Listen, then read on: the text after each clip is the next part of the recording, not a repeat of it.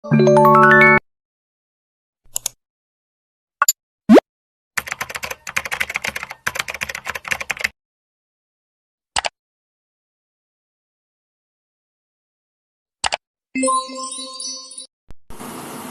day everyone, today I will discuss to you some examples of laboratory rules.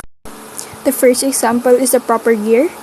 It is important to know that wearing appropriate clothing before entering the laboratory is important. Always wear protective personal gear such as safety goggles, lab aprons, or coats, and protective gloves. Don't eat or drink in the laboratory. Save your snacking for the office, not on the lab. Don't eat or drink in the science laboratory. Don't store your food or beverages in the same refrigerator that contains experiments or chemicals. There is too much risk of contaminating your food. You could touch it with a hand that is coated with chemicals or pathogens, or set it down on a lab bench that has residue from past experiments.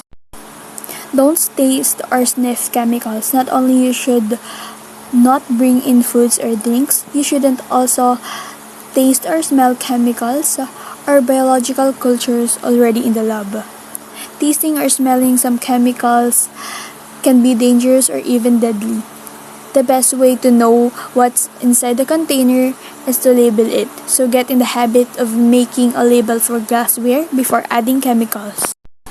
Follow instructions.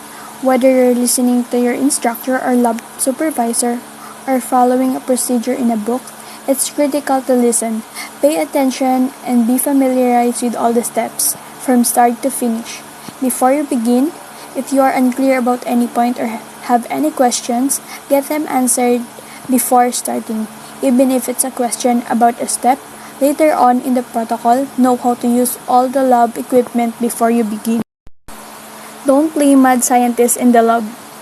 Another important safety rule is to act responsibly in the laboratory. Don't play mad scientist randomly mixing chemicals. To see what happens, the result could be an explosion, fire, or release of toxic gases. The laboratory is not a place for horseplay. You could break glassware, annoy others, and potentially cause an accident. Know the location of safety equipment. In the event of something might happen or goes wrong, it's important to know the location of the safety equipment and how to use it.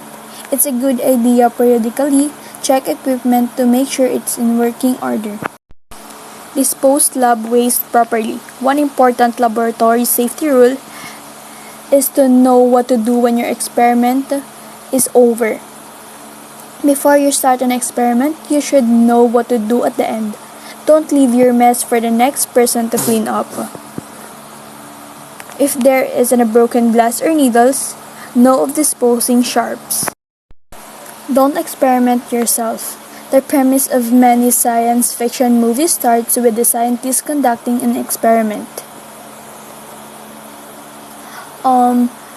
Science means using the scientific method. You need data on multiple subjects to draw conclusions, but using yourself as a subject and the self-experimenting is dangerous. Not to mention bad science. Leave experiment at lab. It's important for your safety and for the safety of others. To leave your experiment inside the laboratory, don't take it home with you. You could have spill or lose some specimen or cause an accident.